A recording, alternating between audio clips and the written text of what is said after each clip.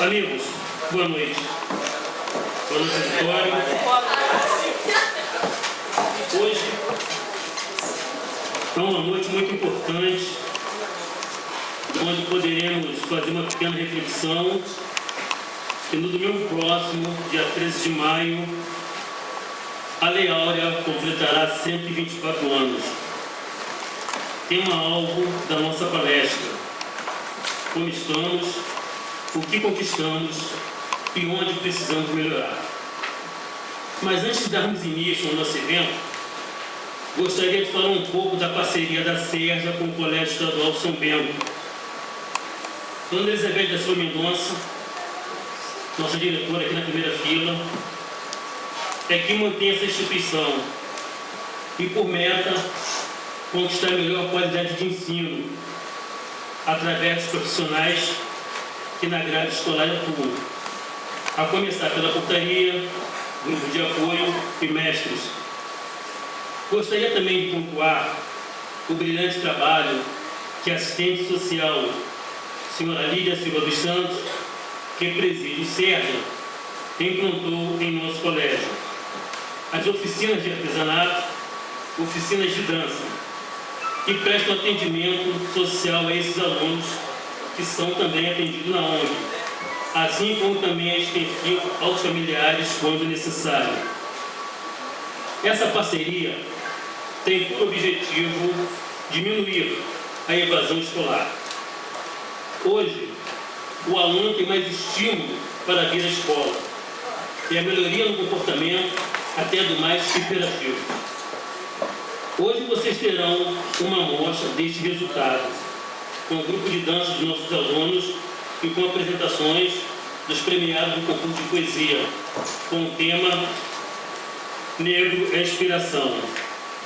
Temos certeza que estamos ajudando a formar grandes cidadãos e cidadãs para o futuro. Esperamos que todos aproveitem para refletir um pouco e se divirtam também, por que não? Mas principalmente que todos que aqui estão comprovem que sempre é possível fazer o melhor, quando a gente acredita na gente mesmo. Tenham todos uma grande noite. Muito obrigado.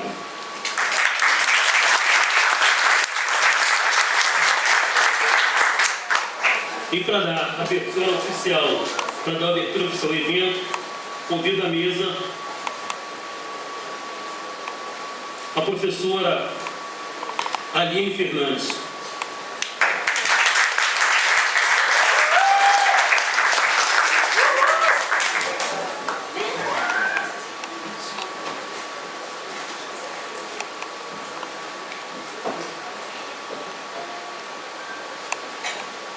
Boa noite a todos.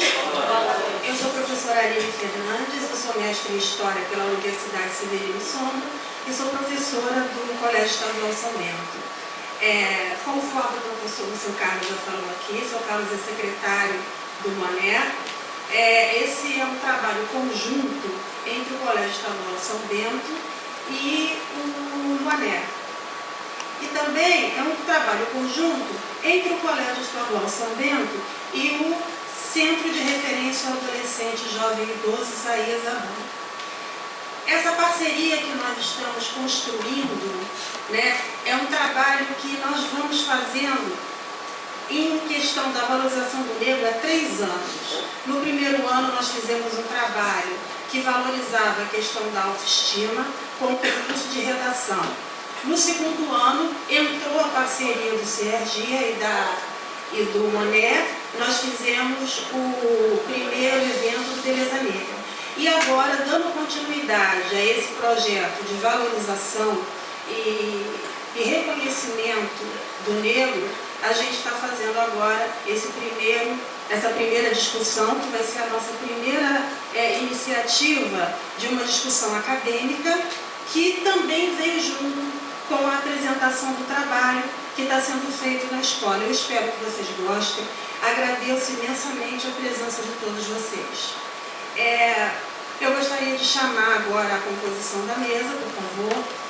Gostaria de convidar a senhora diretora do Colégio Estadual São Bento, professora Elizabeth da Silva Mendonça.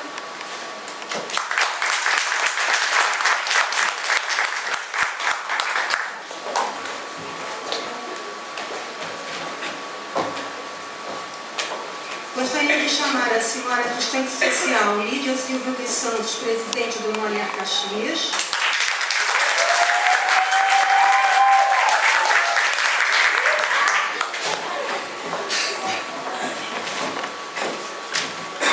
O professor Cláudio Honorato, mestre em História e também professor da rede estadual. Já foi nosso colega, nosso parceiro, já trabalhou junto conosco. O professor Cláudio já está chegando. E gostaríamos de chamar, representando os professores de São Bento, a professora de língua portuguesa, Ana Mary.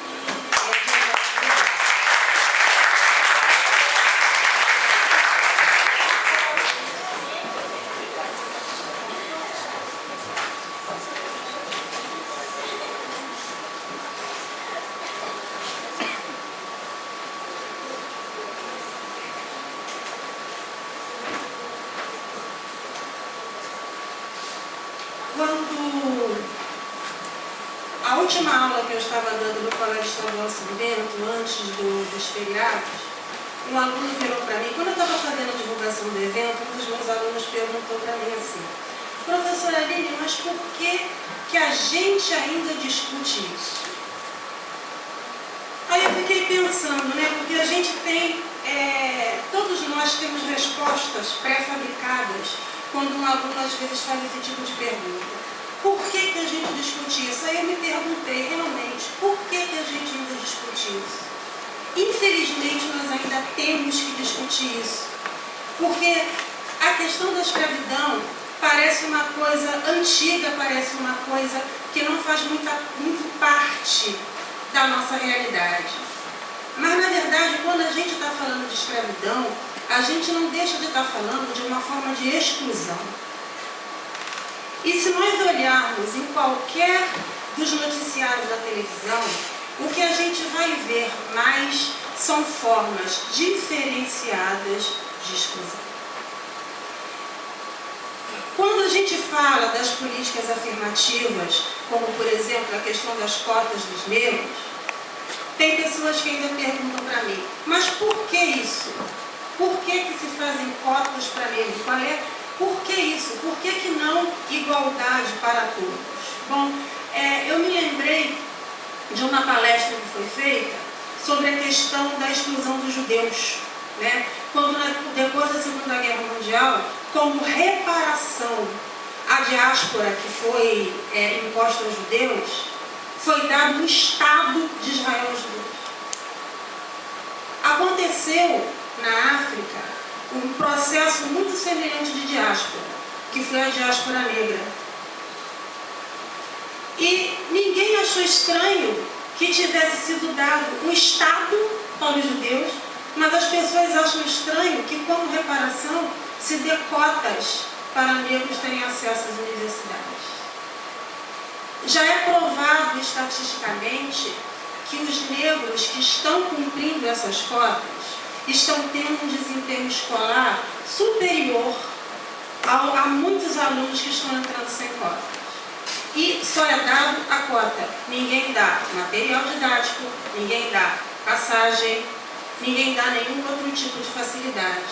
E mesmo assim, os estudantes negros que estão entrando pelas cotas estão tendo um excelente desenvolvimento acadêmico em universidades de ponta. Infelizmente, é muito difícil que os negros consigam estudar numa universidade mesmo com as cotas. Eu, quando eu era estudante, eu passei para a UF, mas eu não pude frequentar porque era horário integral e eu tinha que estudar para ajudar a sustentar minha família. Então, mesmo com cotas, muitos estudantes negros não conseguem ter acesso à universidade simplesmente porque não podem se dar o luxo de passar o dia inteiro apenas estudando. Então, quando a gente é questionado por que a gente ainda discute isso, infelizmente a gente ainda discute isso porque a condição socioeconômica do negro no Brasil ainda é muito inferior ao branco no Brasil. E da mesma maneira que a gente discute ainda hoje a questão do Holocausto e a questão de como o judeu foi torturado na Segunda Guerra Mundial, os judeus não deixam isso passar em branco. por orgulho da raça, nós também não devemos esquecer que nós fomos escravizados e excluídos dentro do país que nós estamos agora. Não é questão de incentivar preconceito, absolutamente. É uma questão de se colocar politicamente em relação à questão da exclusão, em relação à questão da escravidão. Hoje, devido a essas discussões que foram feitas, nós estamos com um trabalho muito bonito em relação à autoestima do negro. E é isso, na verdade, que esse trabalho de São Bento tem feito. Um trabalho pautado de realização da autoestima. O professor Cláudio já está presente?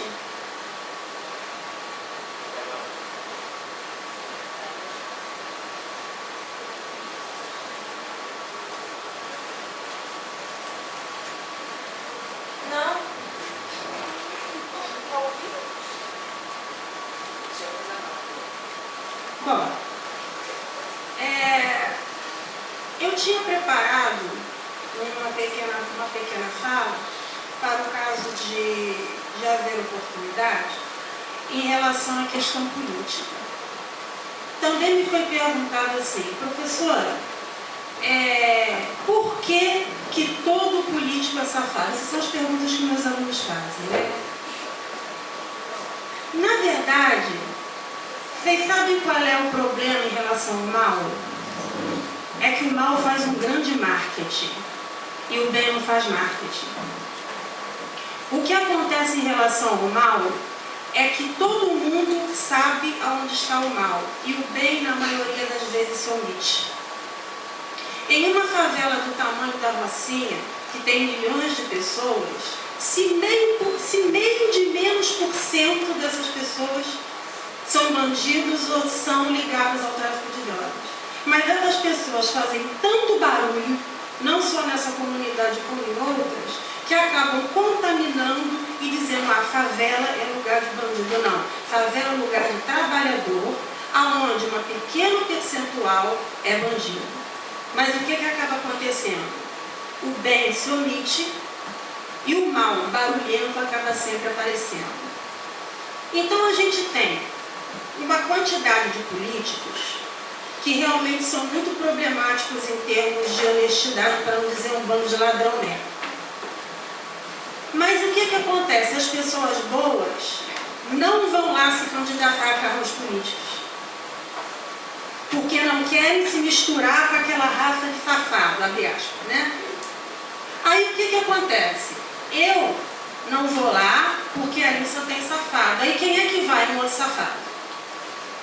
Mas no momento em que as pessoas honestas, no momento em que as pessoas, o bem, entender que com a sua omissão ele acaba incentivando o mal, o que começa a acontecer? Uma pessoa honesta vai lá e diz não à corrupção, e aí uma outra pessoa honesta vai, e outra vai, e outra vai, e aí, aonde acontece a luz, gente, todo tipo de escuridão ruim acaba. Só que para isso, as pessoas boas têm que entrar nesse processo. E as pessoas boas, infelizmente, têm muita dificuldade com isso. Por quê? Porque é tanta gente com ética duvidosa entrando na política, que quando uma pessoa honesta faz isso, ela já passa uma impressão de que ela está querendo algum tipo de benefício próprio. Existem políticos muito éticos, mas da mesma maneira que o mal que eu estava falando, eles não fazem barulho. Está na hora do bem também começar a fazer barulho. A nossa proposta é justamente essa. Através da nossa posição política, e a posição política, ela está na tua vida toda, não está apenas na questão do voto. É através da sua posição política, você entender que você tem a capacidade de, através do voto, modificar o seu país. Mas votando nessas pessoas que são efetivamente essa representação do bem. E agora eu vou chamar o professor Cláudio, da Silva Honorário, para compor a mesa, que ele chegou. E depois, no final, eu gostaria de fazer a complementação disso que eu estou passando para vocês antes da professora, antes da nossa assistente social encerrar a fala dela. Senhores, por gentileza, todos de pé para a execução do hino nacional.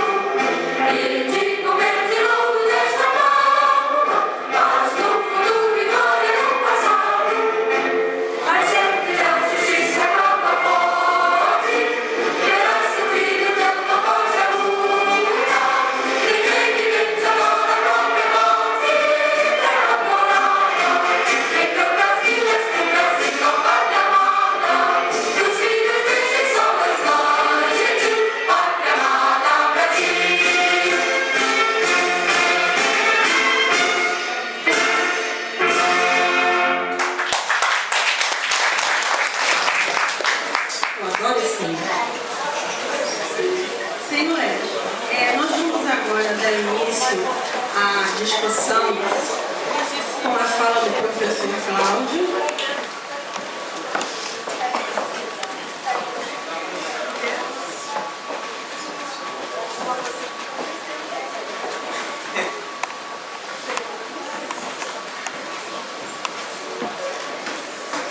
O tema desse nosso encontro é a postura dos intelectuais negros em relação ao trevo de Vargas.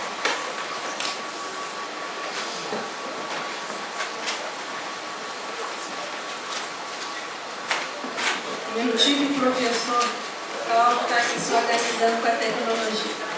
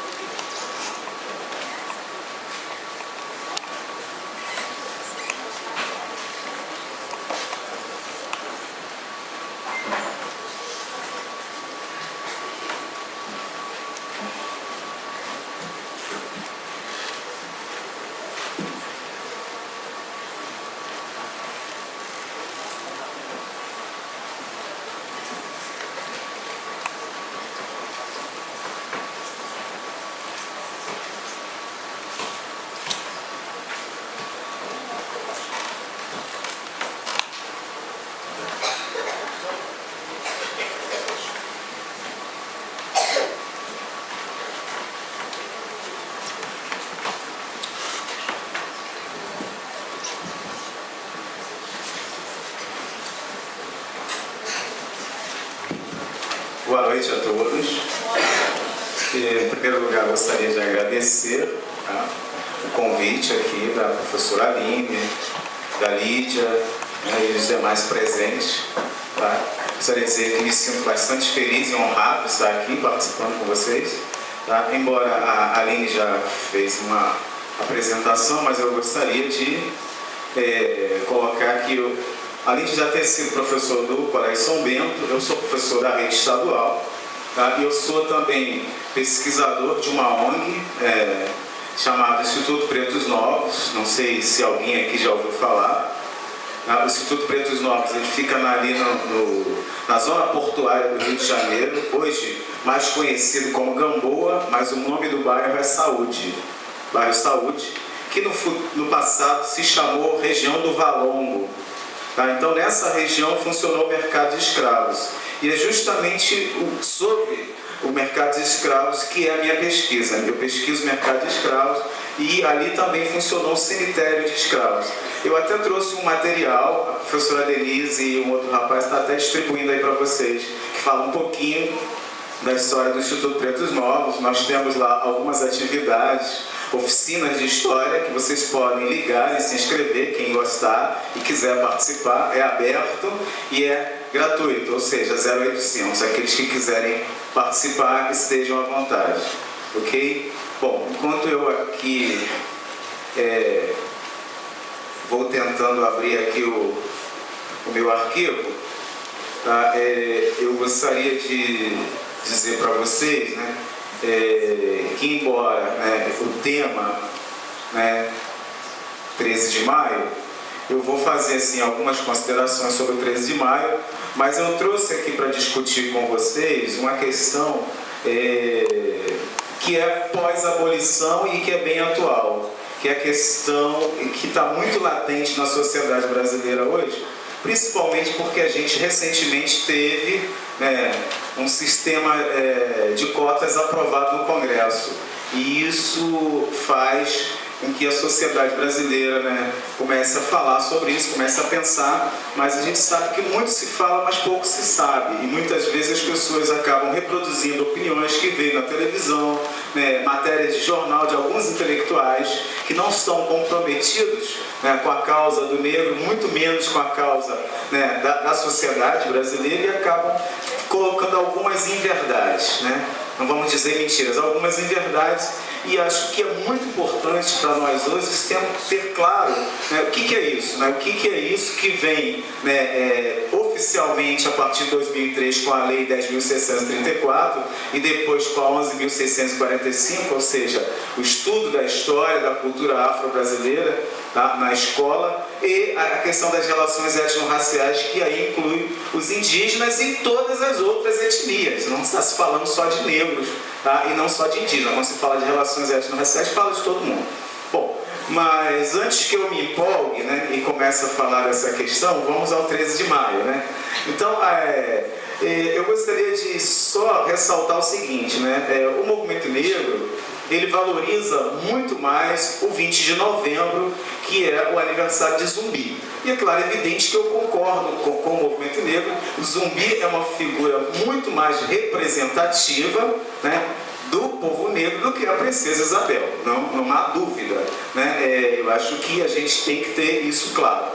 Mas uma outra questão é entender que o 13 de maio não foi uma data concedida também, ele não foi uma benevolência, não foi um presente da princesa. Isso foi a historiografia clássica que formulou essa questão. Mas na verdade, quando a princesa Isabel aboliu a escravidão, apenas 5% dos negros eram escravos. Por quê? Porque a escravidão, se a gente olhar o Código Penal, se a gente olhar a Constituição de 1824, a lei não fazia nenhuma referência à escravidão. Então, portanto, se a lei não faz, não existe. Ou seja, a gente acaba se aproveitando do silêncio da lei, e em muitos momentos os negros utilizaram isso para quê? para acabar pedindo na justiça a sua alforria, a sua liberdade. Tá? Então essa coisa também de dizer que as cartas de alforria foram benevolências dos seus senhores, também não é bem assim. Tá? A escravidão é um sistema altamente violento, isso não há dúvida, mas sempre havia momentos onde a gente diz que havia o consentimento dos senhores para algumas questões que o negro conseguia reivindicar, e havia também momentos em que os seus senhores acabavam forçando mais o momento. Ou seja, então a gente tem acomodação, a gente tem muitos momentos sofrimento por parte dos negros, mas a gente tinha o quê? Uma coisa que a gente chama que é a malícia, que é a astúcia, que o negro, desde o primeiro momento que pisou aqui no cativeiro, ele se rebelou contra a escravidão. Então, o mais visto é o negro aquilombado. Então, não há dúvida que o quilombo é a maior expressão de luta pela liberdade. Mas a gente não pode deixar de reconhecer que as outras formas de luta, tá? Então, nem tanto o pai José, nem tanto o pai João. O que é o pai José? O pai José é aquele que não se conformou com a escravidão e que lutou. O pai João é aquele que acabou aceitando, tá? Mas que, de certa forma, ele se utilizava dessa benevolência do Senhor, de malícia, para fazer algumas conquistas. Então é isso que a gente fala. Então, o que esses negros fizeram? Eles dissimulavam na hora do trabalho, eles envenenavam o gado, eles envenenavam a água, eles não faziam a roça direito, as mulheres usavam estratégias de seus senhores apadrinharem seus filhos para que eles tivessem uma vida melhor. Então, tudo isso a gente coloca como tática de resistência. Por que eu chamo de tática? Eu uso aqui a expressão de um francês chamado Michel de Certeau, onde ele diz que o fraco, ele não tem estratégia, o fraco tem tática. A tática você desenvolve na luta, no momento do sofrimento. E a estratégia não, a estratégia é do forte, é aquele que planeja, são os jogos de guerra, então ele planeja primeiro. Então o negro usou essas táticas para poder se defender. E uma das mais utilizadas foram as irmandades. As irmandades religiosas foram refúgios para muitos negros conquistarem a liberdade. As irmandades compravam as alforrias dos negros. Então a gente tem uma série de outras ações na justiça, onde negros podiam denunciar seus senhores por causa de abuso, e de uma série de abusos, não só da violência física, de uma série de abusos. Então todas essas ações fizeram com que a maioria dos negros, quando chegasse no dia 13 de maio, já tivessem conquistado sua liberdade. E vou aqui, para aqueles que gostam de novela, nós não tivemos irmão do Quilombo não, tá?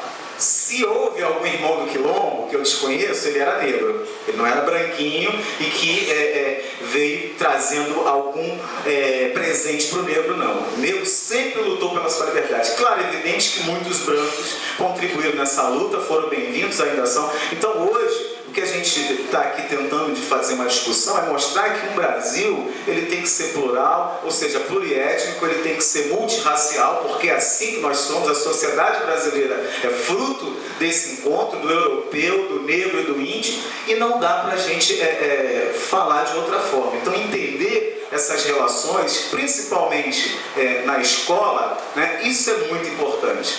Tá? Então, por isso que eu venho aqui falar um pouquinho, tá, da questão das relações étnico-raciais. Como é que isso acontece hoje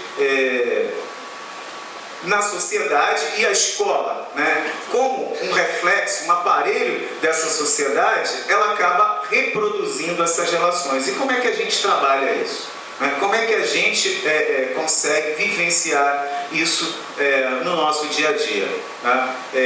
Uma coisa interessante, eu perguntaria aqui a vocês, né, para a gente tentar aqui travar um diálogo, para eu não ficar falando sozinho.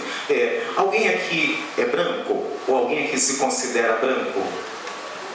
Sem medo de ser feliz, pode falar.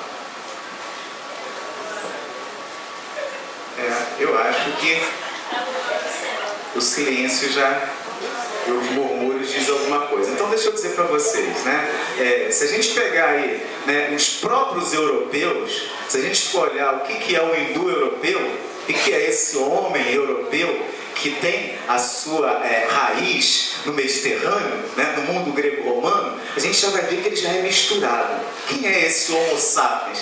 Aonde é que está o berço da humanidade? Então as pessoas desconhecem completamente. Então a gente aqui estudou na escola, né, que a África está na Ásia, né? Que interessante, né? Eu levei um tempão para descobrir que a África não é Ásia, que o Egito não é Ásia, que o Egito é África, né? Por quê? Porque as pessoas negavam essa questão. Então, quando se estuda, né, a origem da humanidade, a gente vai lá na África e descobre que o Australopithecus, né, esse é o nome, Australi, quer dizer uma região da África, o sul da África, ele está na África. Só que depois ele acaba esquecido, porque quando vai se estudar a origem da cultura ocidental, a gente vai buscar no berço greco-romano. Interessante, né?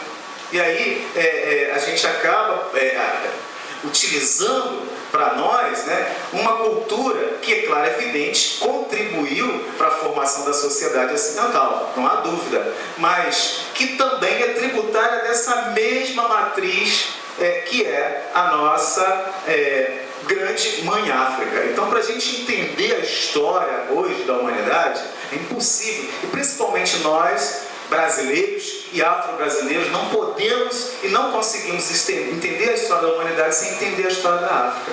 Tá? Então, é lamentável que ela tenha vindo por uma lei, por um decreto. Mas, por outro lado, é preciso louvar o trabalho de todos esses negros, nossos ancestrais, que eu acabei de falar, que lutaram por sua liberdade e, com isso, lutaram por melhores condições na sociedade, e por todas as pessoas, né, o movimento negro, os intelectuais negros, que conseguiram alcançar a universidade, o curso superior, e que sempre trabalharam a história da África. E as outras pessoas não negras também, que também sempre trabalharam a história da África. Então, na verdade, essa lei não é um presente do Lula, nem do PT, nem da Esther Grossi, nem de outro. É reflexo de uma luta, de uma ação coletiva, de um movimento que acabou, por exigência, sendo e se tornando muito organizado. Eu diria que depois do Movimento Sem Terra, o movimento mais organizado que nós temos no Brasil é o movimento negro, embora as pessoas não percebam isso. Os partidos políticos, eles não estão preocupados com a questão étnico-racial.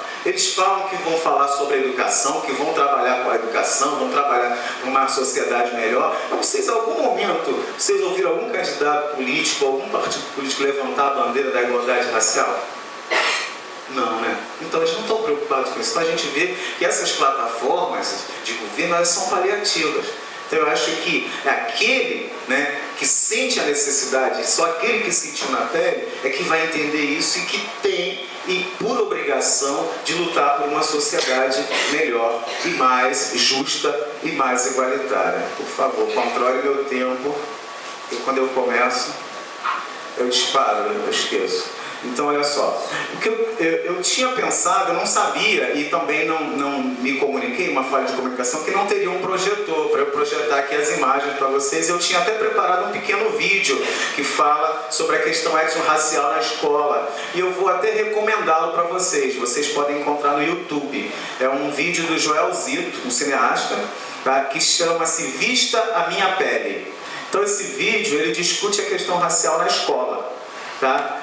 Então, voltando àquela questão que eu perguntei no início, se alguém aqui era branco, então só para esclarecer, gente, a sociedade brasileira não tem ninguém branco.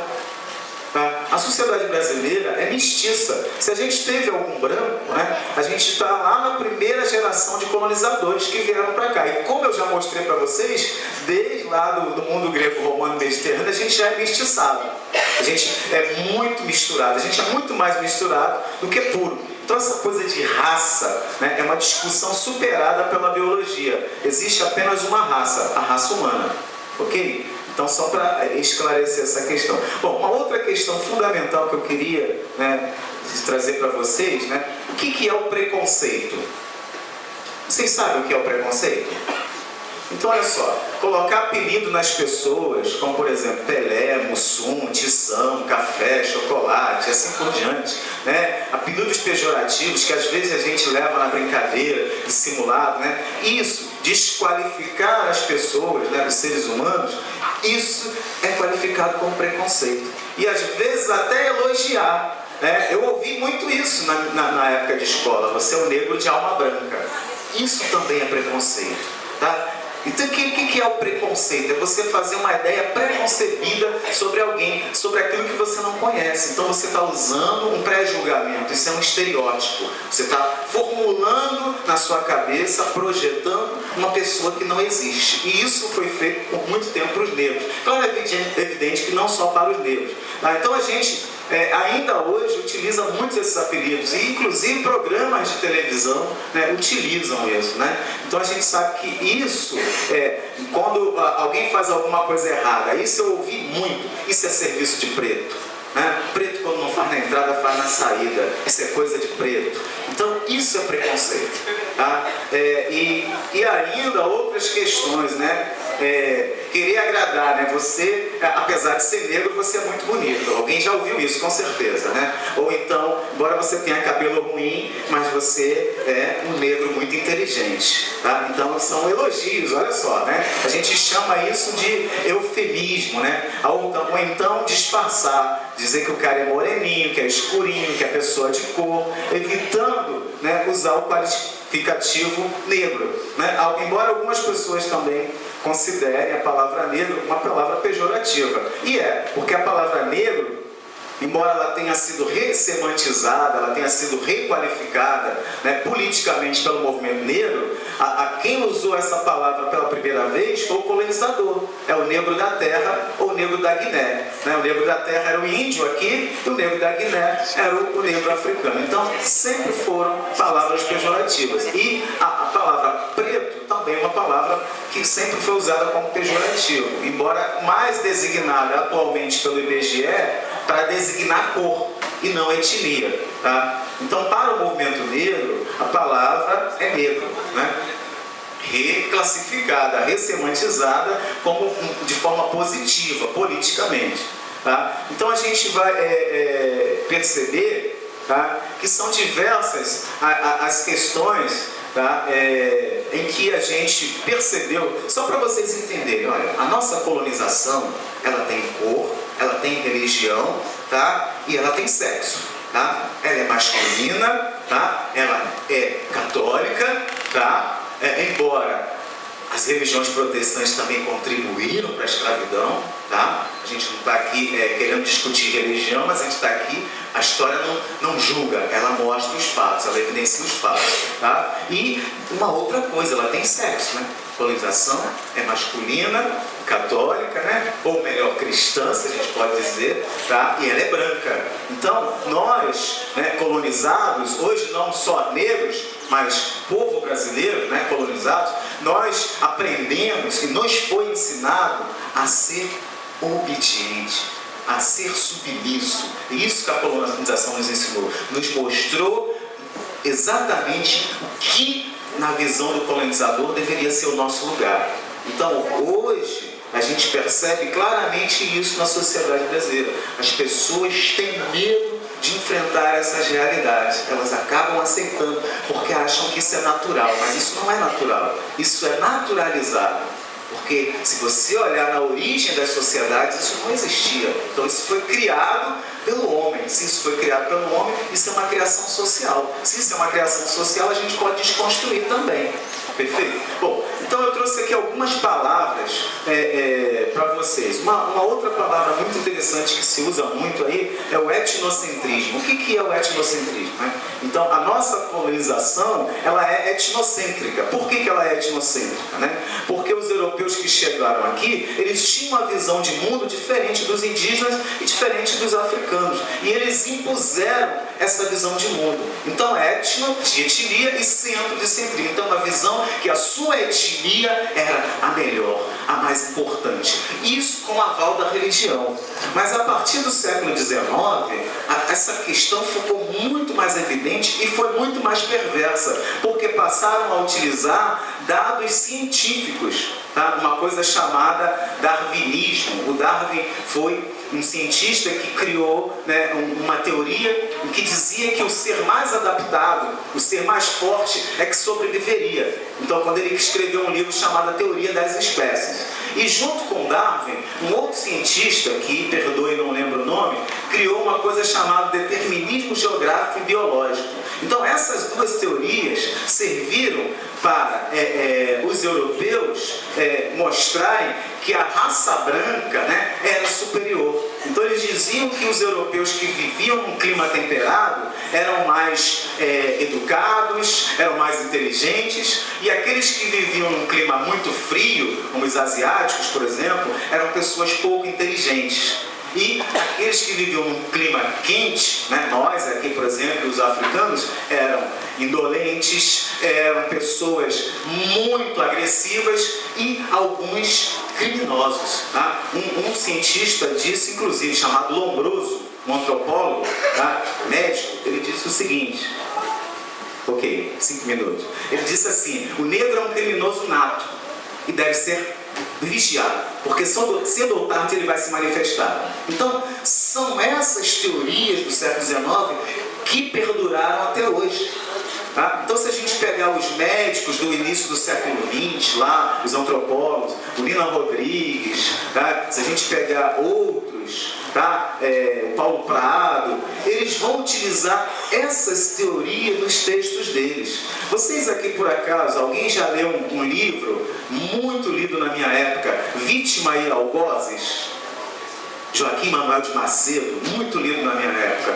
Ou O Menino do Engenho, que eu não me lembro agora o autor, muito lido.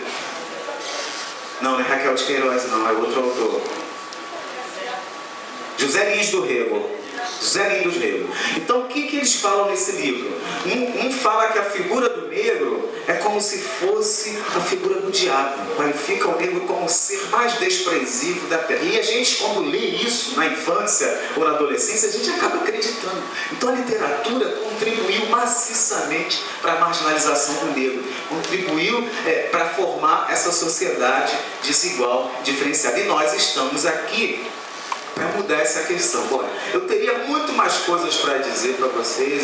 Eu preparei assim um texto, eu não sabia qual era o tempo e eu sou exagerado, então eu preparei bastante coisa, mas eu acho que pode ficar para uma outra oportunidade. Acho que seria mais interessante até no momento do debate vocês perguntarem aquilo que vocês têm dúvida, que aí eu poderia até ser mais importante para vocês nesse momento, que eu estou aqui falando uma série de coisas que de repente não vai ser tão importante como tirar a dúvida de vocês.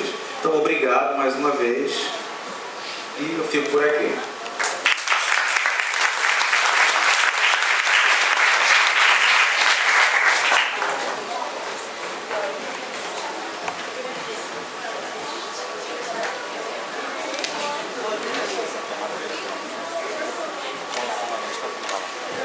Obrigado, professor, obrigado, mestre, palavras sábias.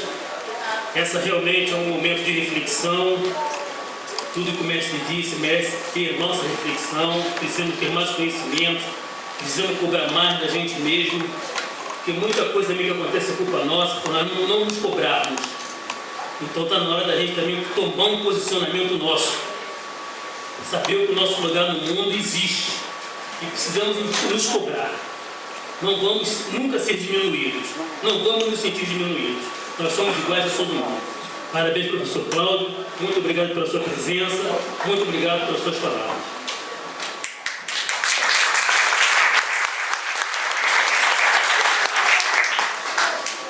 Agora, nós vamos dar um espaçozinho, enquanto o grupo de hip hop se apresenta, que são os alunos do Colégio Estadual São Bento, da oficina implantada pelo César, com pela presidenta Lídia Silva dos Santos.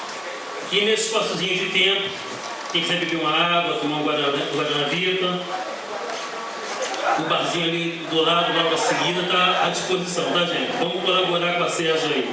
Estamos todos amigos, todos de casa, então o momento é esse, ok?